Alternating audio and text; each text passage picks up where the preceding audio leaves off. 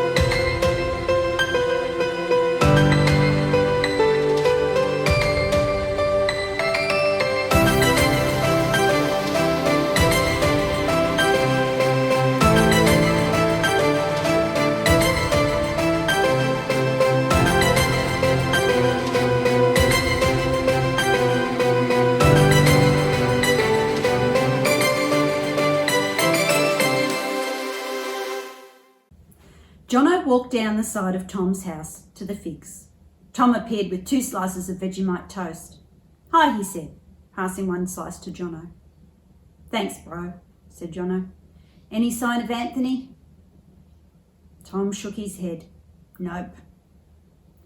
They walked to the trunk of the figs and stood staring up at the ruined treehouse. A voice called down to them. "It's about time you 2 slackers showed up." Anthony's head poked out of the doorway and he smiled down at them. "Anthony," said Tom, wiping his hands down his t-shirt. "When did you get here?" "Ages ago." "What are you doing?" asked Jono. "Making a list of everything we'll need to repair in the treehouse," said Anthony. "You did say Saturday morning, didn't you?" "Does this mean you're not mad at us anymore?" asked Jono. Anthony sat down in the doorway of the treehouse and swung his legs. "I wasn't really mad at you," he said. "I was mad at myself. I just didn't realise it." "Bro, next time keep yourself better informed," said Jono. "It'll save a lot of trouble." "Don't worry, I will," said Anthony. He leapt down from the treehouse and landed in front of them. "I don't get it," said Tom. "Why the sudden change?" "After Kids Club, I realised if you hadn't spoken to Dan, then God must have. That made the situation much more serious because God was talking to me. I'm ashamed to say I had decided Spud did not deserve saving. He didn't deserve the figs or us." "Bro, to be honest, I was thinking the same thing," said Jono. "So what's next?" asked Tom. "Do we invite Spud to the figs?" "Yeah," said Jono, "but how do we know he won't smash the treehouse again?" "There's no guarantee he won't," said Tom. "It's going to change everything forever," said Anthony. "Yep," said Tom, "and we'd better hurry up and invite Spud now before we change our minds." "We have to find him first," said Jono. "Oh, that's easy," said Anthony. "He's been sitting in the mango tree behind us since 7 o'clock this morning." They'd found me.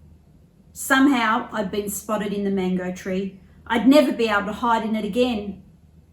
My heart began pounding as Mitchell, Usher, and Jono walked along a branch towards me. In a way, I was relieved. I'd run out of food and I was being eaten alive by mosquitoes. Tom Mitchell squatted and parted the leaves of the mango tree and looked straight in at me. "Hi, Spud," he said. I realised this was my chance to knock him off the branch and make a run for it. But I hesitated. "Do you want to come to the figs?" he asked me. I stared at him for a few seconds and then I said, "Yeah." I followed him from the mango tree to the figs. Jono and Usher moved to other branches to let me through, then followed us as we climbed into the treehouse. They all looked nervous. So was I, so I scowled at them. Why did you smash our treehouse, bro? Jono asked me. I don't know. You must know. You'd know, wouldn't you, Usher? You know everything, don't you? Hardly. I did it because I felt like it, all right? Why have you asked me here? Do you want revenge? Am I standing on a trapdoor, or is Usher going to bore me to death?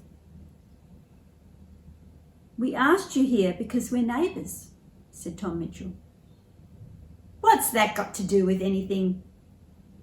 Neighbours look after each other. You never did before? We know and we're sorry, said Tom. We're trying to change that now. You're not making it easy, bro, said Jono. I just stared at them and snorted. Ha! You blokes are unreal. We're going to fix the treehouse, said Tom.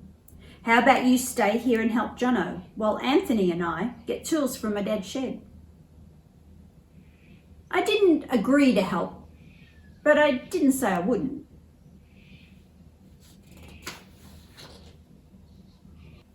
Anthony was first out of the treehouse and Tom climbed down after him.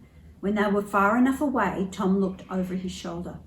Jono was on the ground sorting timber and Spud was watching from above. Phew, that was a bit of a shaky start, he said to Anthony. I don't know if Spud is happy to be in the treehouse or not. I can see life with Spud in the figs is going to be a challenge, said Anthony. You know, I've always considered him my enemy. I never thought of him as my neighbour. It was the story of the Good Samaritan that made me think of it, said Tom.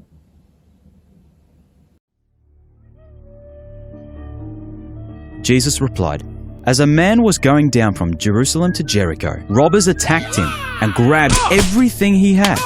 They beat him up and ran off, leaving him half dead.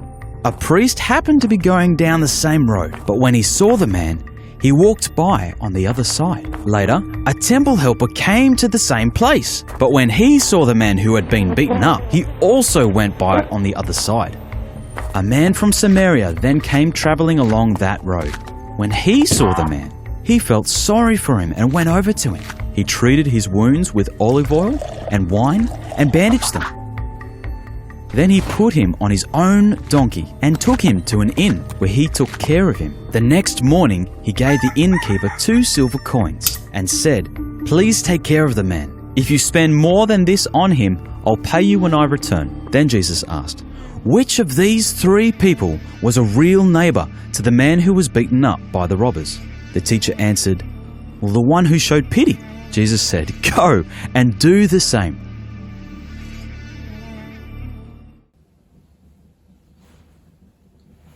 I don't think we should tell Spud the story of the Good Samaritan just yet, said Anthony, handing Tom a hammer from the shed. Why not? Do you want to explain to him he's just like a beaten up bloke on the side of the road? You're right, said Tom. Not yet.